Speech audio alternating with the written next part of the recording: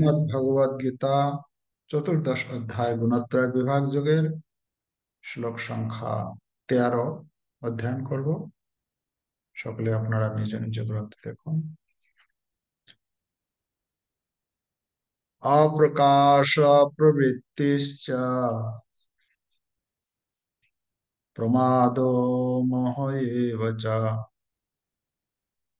রজস্যেতানি জায়ন্তে বিবৃদ্ধে কুরু নন্দন। অপ্রকাশ প্রবৃত্তিশ্চ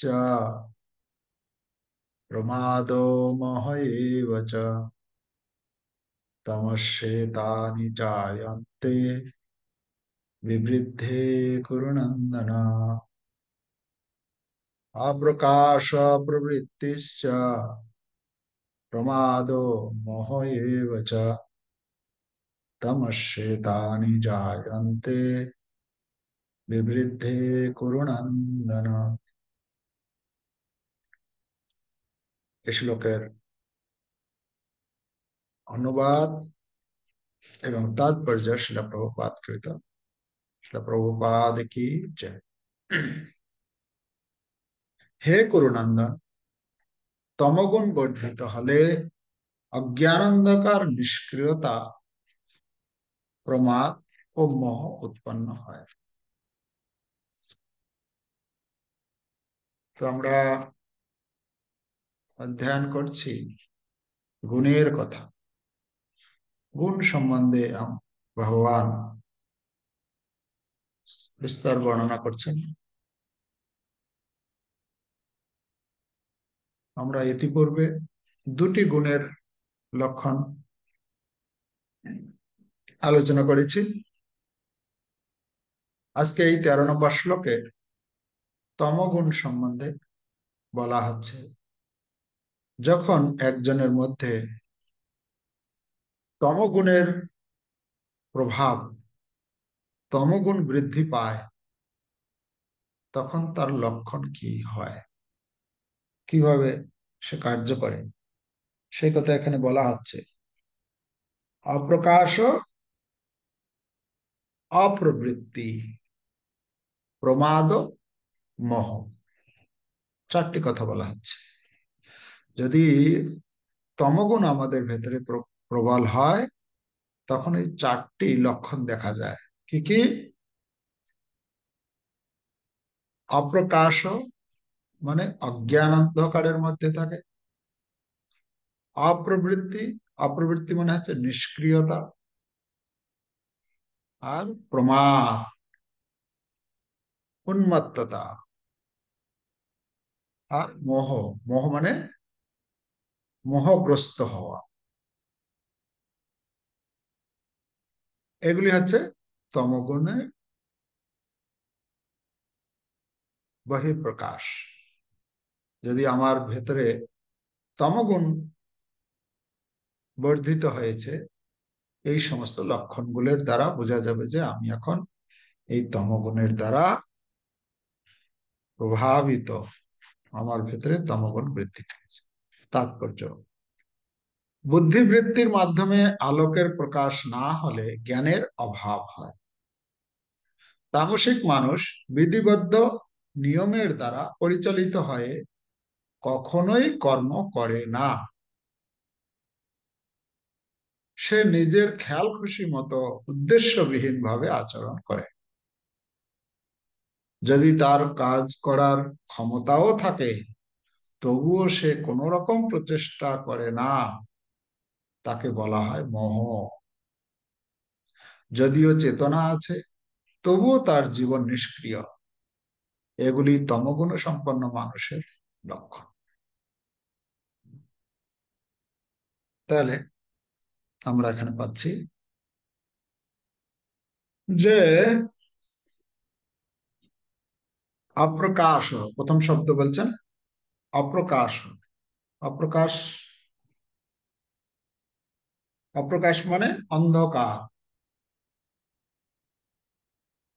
অপ্রকাশ মানে হচ্ছে অন্ধকার বলা হচ্ছে। অপ্রকাশ মানে বলছেন বিবেক, বিবেক ভ্রংশ। মানে বিবেকের অভাব, বিবেক বুদ্ধি বা জ্ঞানের অভাব।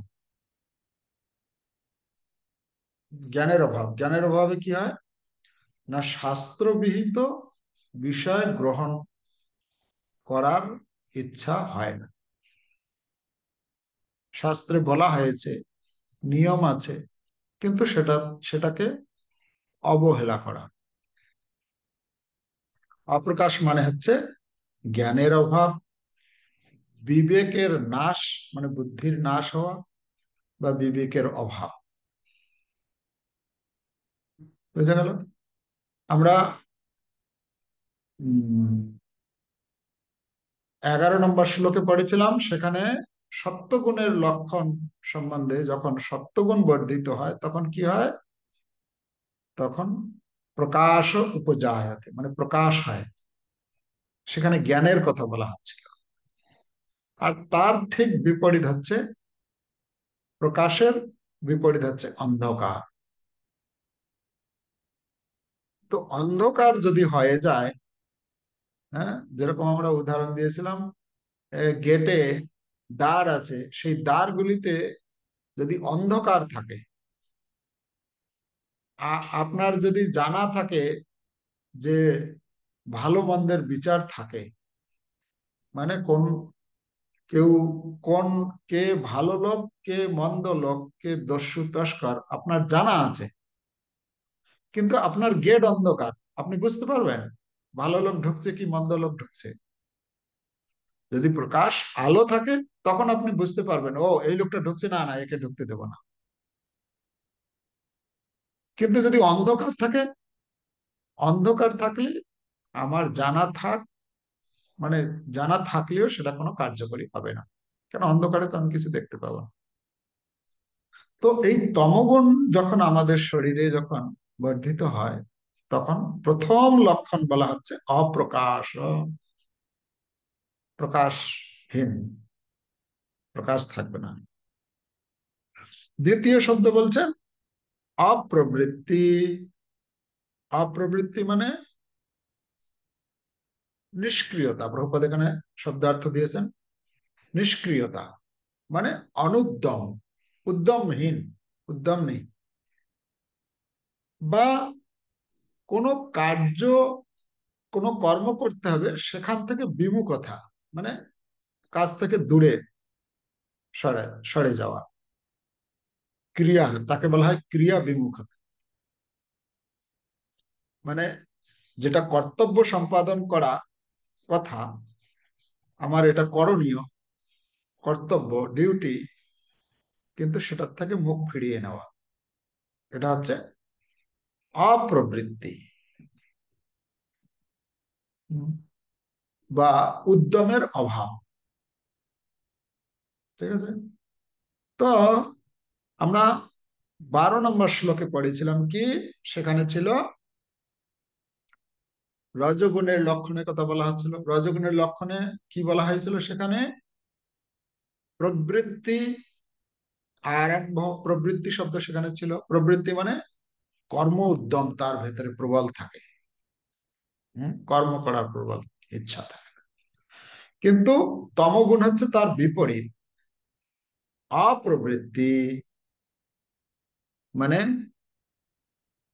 কর্ম থেকে দূরে সরে যাওয়া।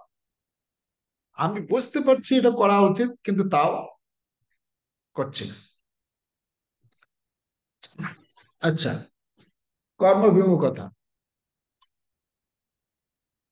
আচ্ছা, তারপরে শব্দ দিয়েছেন কি, প্রমাদ। প্রমাদ মানে কি, প্রভুপাদ প্রমাদ শব্দের অর্থ কি দিয়েছেন? প্রমাদ শব্দের অর্থ দিয়েছেন উন্মত্ততা। উন্মত্ততা দিয়েছেন। উন্মত্ততা মানে, মানে কর্তব্য বিষয়ে অনুসন্ধান না করা, মানে আমার কি করা উচিত, কি করা উচিত নয়, কোনটা ভালো হবে কোনটা মন্দ হবে, সেই বিষয়ে কোনো চিন্তা করে না সে। বাস প্রমাদগ্রস্ত হয়ে থাকা। মানে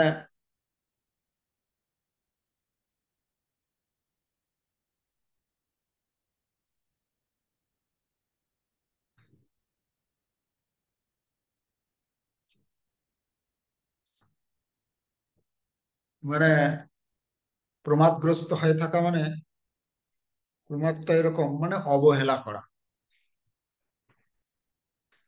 না হিন্দিতে বলা হয় লাপরবাহি।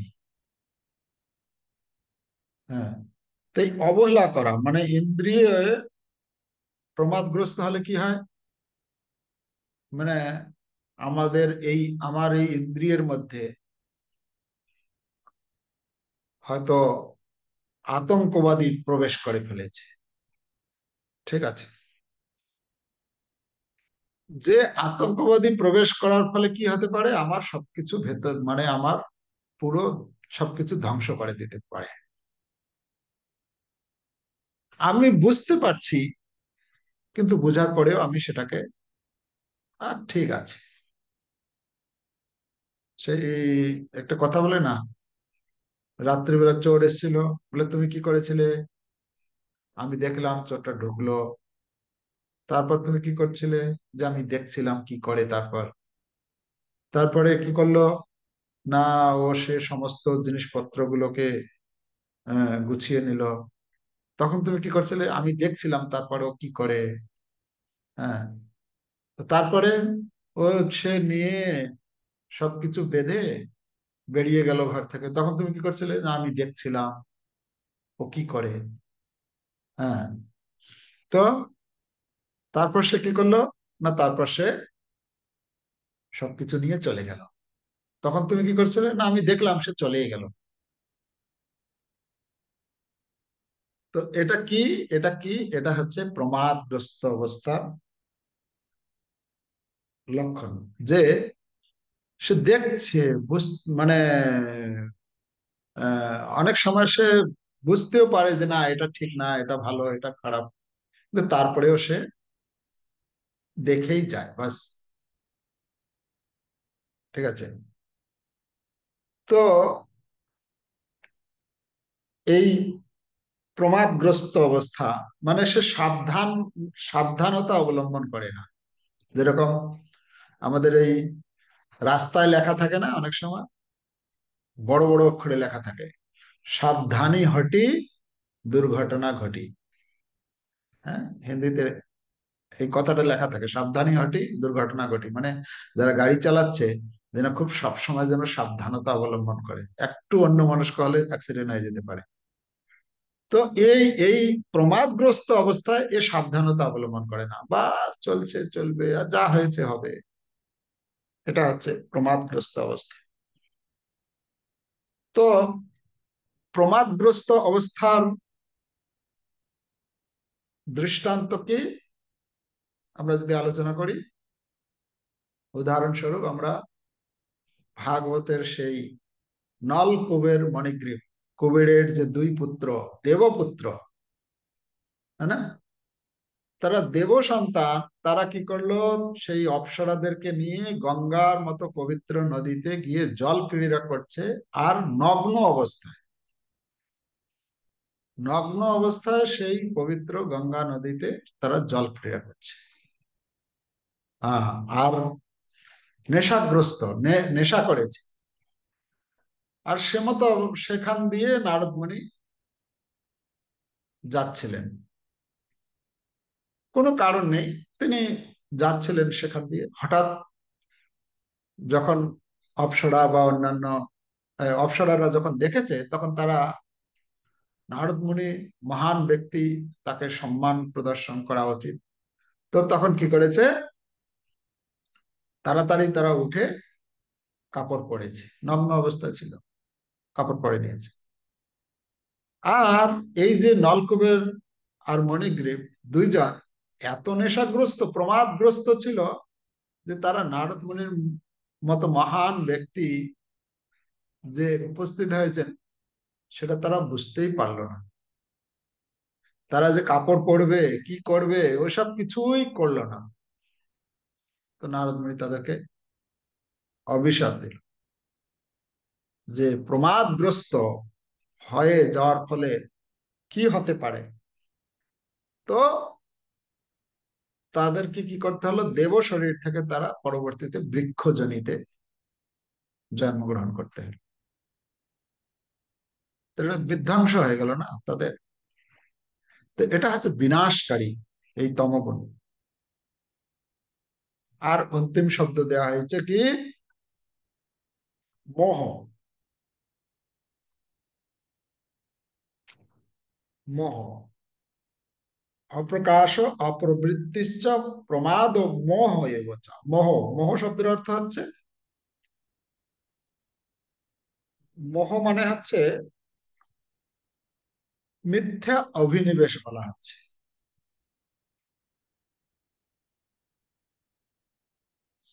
মিথ্যা মানে, শ্রীমৎ ভাগবতে একটি শ্লোক আছে, একাদশ স্কন্ধে, সেখানে বলা হচ্ছে, জয়া যদা জয়েদ রজ সত্যম তম মূঢ়ম লয়ম জড়ম যুজ্যেত শোক মোহাভ্যম নিদ্রয়া হিংসয়াশয়া। বলা হচ্ছে যখন বিবেক নাশক আবরণাত্মক জড় তমগুণ রজগুণ ও সত্যগুণকে পরাভূত করে। তমগুণ কি করে, রজ এবং সত্যগুণকে পরাভূত করে, মানে তমগুণ যখন বর্ধিত হয় শরীরে, তখন তার কি হয়, তখন সেই পুরুষ শোক, মোহ, নিদ্রা, হিংসা এবং আশা প্রভৃতির দ্বারা প্রভাবিত হয়ে কার্য করে।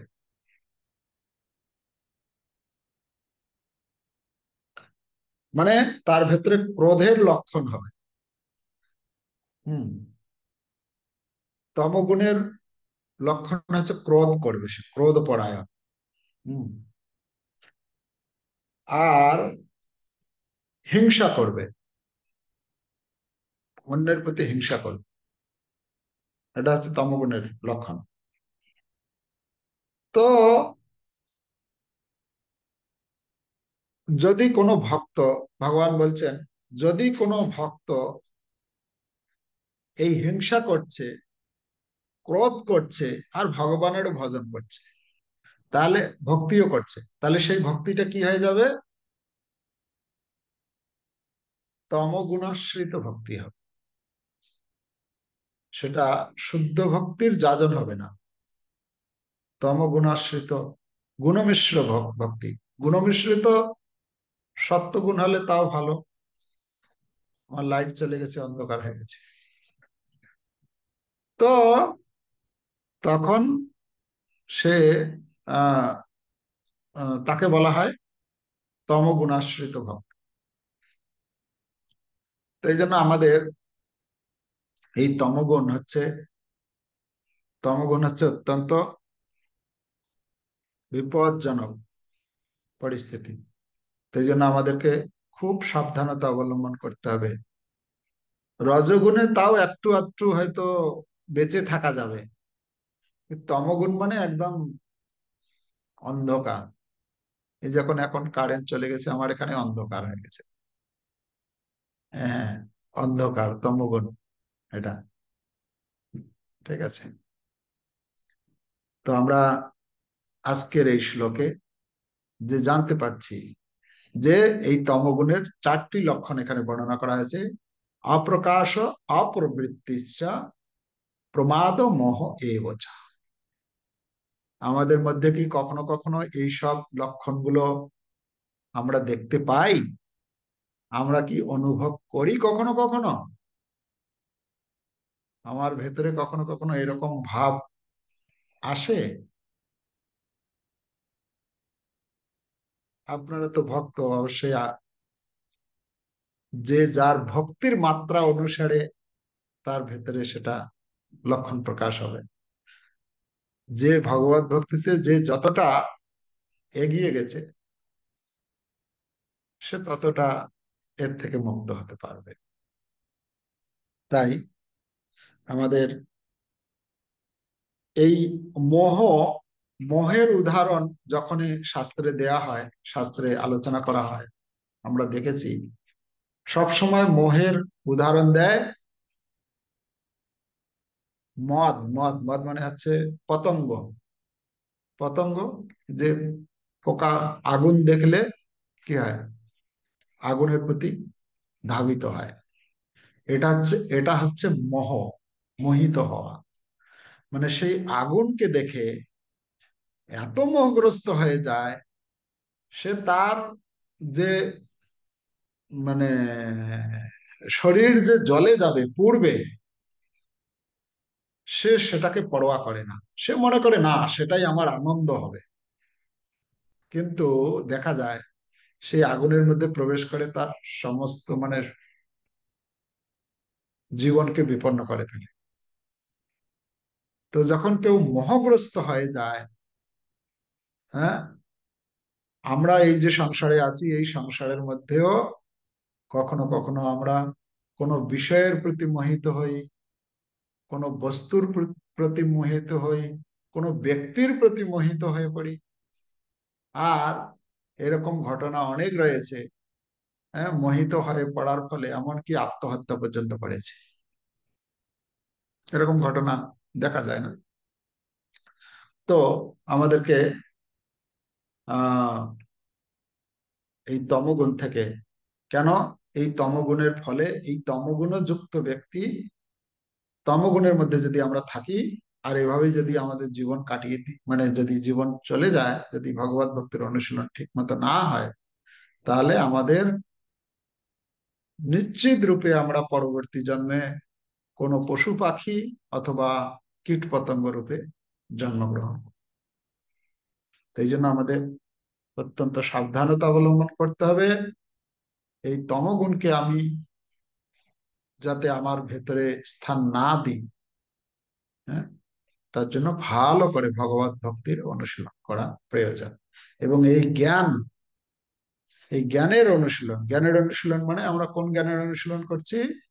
আমরা কোনো জড় জ্ঞানের অনুশীলন করছি না। আমরা ভগবত ভক্তির জ্ঞান, ভগবত জ্ঞান, ভগবত তত্ত্ব বিজ্ঞান অনুশীলন করছি। এভাবে আমরা এই সব বিষয়গুলো জানতে পারছি। হরে কৃষ্ণ কৃষ্ণ কৃষ্ণ হরে হরে, হরে রাম রাম রাম হরে। श्रील प्रभुपाद की जय।